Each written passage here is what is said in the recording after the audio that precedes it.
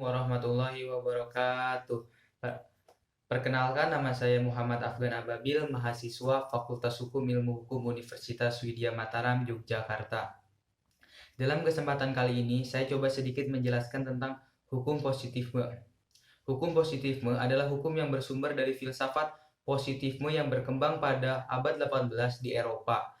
Filsafat positifme sendiri mengandung makna ialah teori yang mengatakan bahwa ilmu pengetahuan adalah bersumber dari ilmu alam sendiri. Tidak ada campur tangan lainnya seperti teologis dan lain-lainnya. Hukum positifme dikembangkan oleh dua tokoh terkemuka yaitu John Austin dan juga Hal Kensel.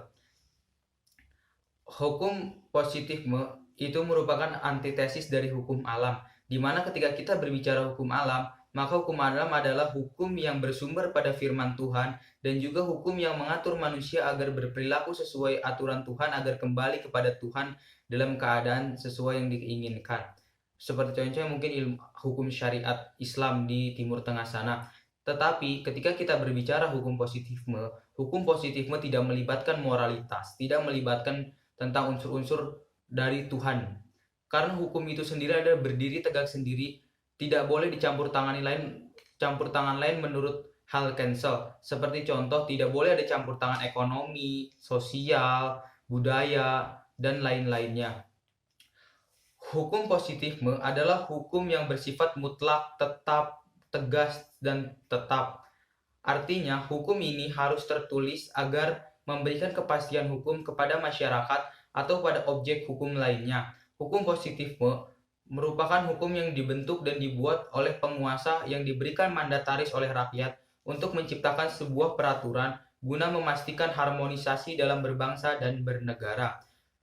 Hukum positifme sendiri mengandung beberapa karakteristik keunggulan. Salah satunya adalah pertama, hukum positifme ini sendiri sudah teruji. Perjalanan waktu dari abad 18 sampai abad 21 menandakan hukum ini telah bertransformasi sekian ratus tahun dan menyesuaikan kepada perkembangan zaman.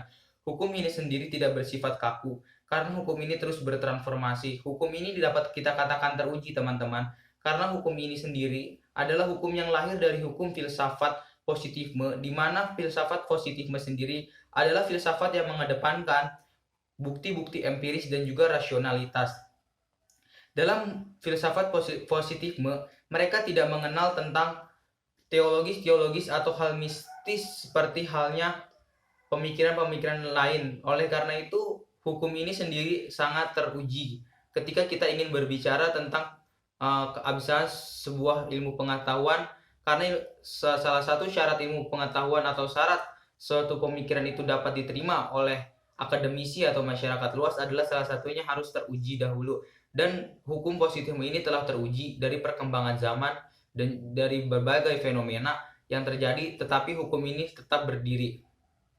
Yang kedua adalah hukum ini mampu bertransformasi sepanjang masa atau mengikuti berbagai zaman. Ketika kita berbicara antitesis dari hukum alam, maka hukum positif ini berbeda sekali, teman-teman, dengan hukum alam yang merupakan antitesisnya. Hukum alam adalah hukum yang bersumber dari Tuhan yang disampaikan melalui seorang nabi yang hidup di masa lampau. Tentulah banyak aturan-aturan di masa yang akan datang ini yang tidak tercantum dalam firman Tuhan. Seperti contoh, dalam kitab suci atau hal yang menjadi sumber dari ilmu alam, itu banyak sekali yang tidak bisa menjelaskan fenomena-fenomena yang terjadi saat ini. Oleh karena itu, firman-firman Tuhan coba ditafsirkan oleh para ahli untuk mengikuti perkembangan zaman. Namun, ketika kita berbicara pendapat-pendapat ahli, tentulah banyak sekali berbenturan masalah pendapat atau silang pendapat yang ini membuat masyarakat bingung, saudara-saudara, ketika ingin mengetahui sebuah hukum itu sendiri bagaimana. Tetapi hukum positifme adalah hukum yang ditetapkan oleh para penguasa di zamannya itu, yang sekali lagi penguasa yang diberikan mandataris oleh rakyat. Oleh karena itu, hukum positifme ini terus mengikuti zaman karena pemimpin-pemimpinnya ini pun silih berganti, dan setiap pemimpin dari masa ke masa tentulah memiliki pemikiran-pemikiran konsep yang baru dalam berbicara konteks hukum. Ketiga, hukum ini juga memiliki salah satu keunggulan, yaitu ketegasan. Hukum ini bersifat mengikat. Karena hukum ini sudah jelas, tetap, tegas, artinya hukum ini tidak dapat diganggu-gugat karena sudah tertulis dalam peraturan perundang-undangan. Jika ada seseorang yang telah dibuktikan bersalah divonis pengadilan, maka orang tersebut haruslah dihukum sesuai dengan peraturan perundang-undangan yang telah disepakati oleh para pembuat undang-undang jika di Indonesia itu adalah anggota DPR. Yang keempat adalah adanya kepastian hukum. Ketika kita berbicara hukum positifme yang tertulis, terstruktur, dan sistematis, maka kita di sini kita dapat melihat sebuah kepastian hukum di mana sudah tidak ada lagi celah untuk membuat masyarakat bingung, karena memang hukum ini diciptakan di Eropa itu untuk memberikan hakim kemudahan. Karena ketika tidak ada hukum positifme, hukum yang tertulis, majelis hakim kadang sering bingung tentang menetapkan keputusan-keputusannya bagaimana, keputusan-keputusan yang akan dia berikan vonis kepada pihak yang sedang dituntut di pengadilan.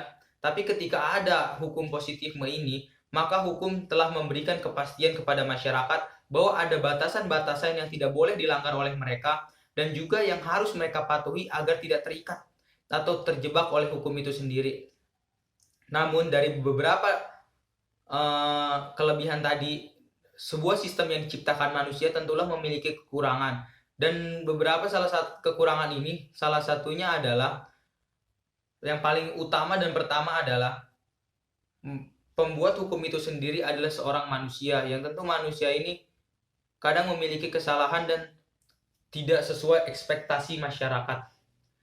Yang sangat dikhawatirkan oleh masyarakat adalah ketika penguasa yang diberikan mandataris untuk membuat sebuah peraturan perundang-undangan di suatu negara itu terlalu dekat dengan kaum kapital atau terlalu dekat dengan kepentingan individunya, hingga dia menciptakan sebuah hukum, produk hukum yang hanya menguntungkan untuk dirinya sendiri, kolega, atau rekan-rekan sejawatnya.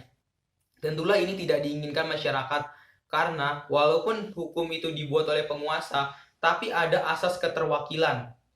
Artinya adalah ketika pemangku kebijakan atau pembuat peraturan perundang-undangan ini akan membuat sebuah peraturan perundang-undangan, maka haruslah melakukan asas keterwakilan, yaitu di mana aspirasi masyarakat ini didengar agar keinginan-keinginan masyarakat dapat diakomodasi oleh hukum.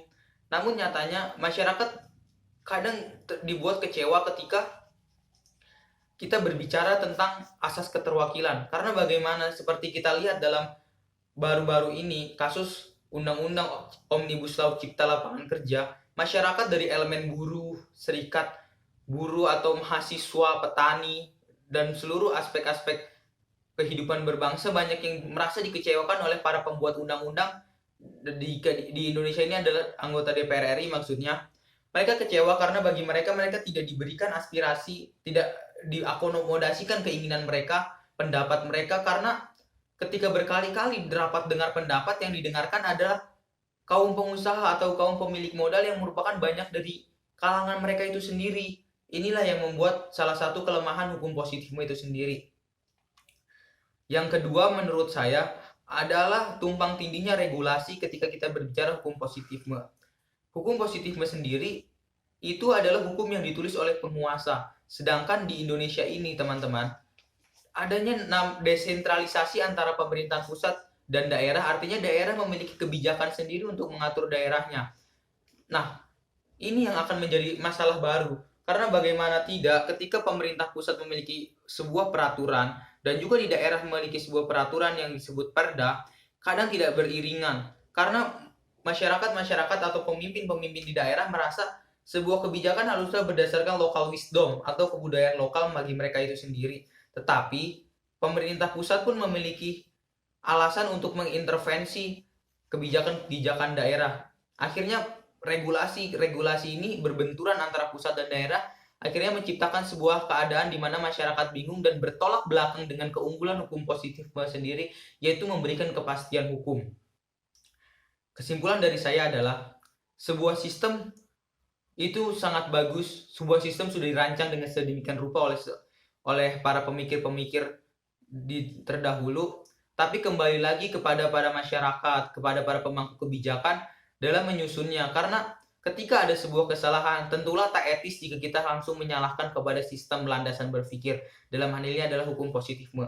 Tetapi coba kita bari sama-sama mengawal pembenahan pembuatan perundang-undangan di Indonesia dan juga untuk para pemangku kebijakan, dan semoga lebih mendengar aspirasi masyarakat, dan untuk generasi muda khususnya para mahasiswa haruslah menjadi pelajaran tentang para pembuat hukum di masa ini yang dianggap tidak mendengarkan aspirasi masyarakat dan membuat peraturan perundang-undangan seperti yang mereka mau, tidak mendengarkan masyarakat. Semoga kita sebagai generasi bangsa dapat menjalankan hukum sebaik-baiknya dan seadil-adilnya untuk masyarakat.